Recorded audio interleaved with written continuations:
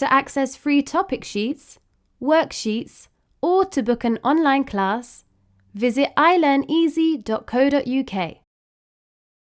The 3 points of views are first person, second person, and third person. First person point of view.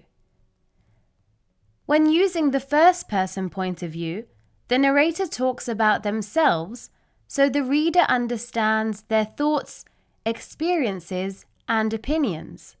The first person point of view uses the words I, me, my, we, our, us, etc. For example, I read a book because I was bored. When using the second person point of view, the narrator talks to the reader directly. The second person point of view uses the words you, your, yourself, etc. This point of view is not commonly used.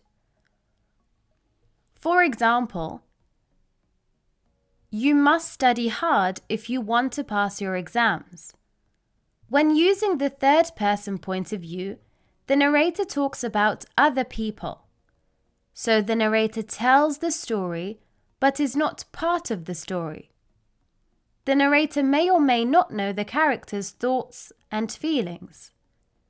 The third person point of view uses the words he, she, it, they, their, etc. For example, Tim and Ellie went to the park. They played football.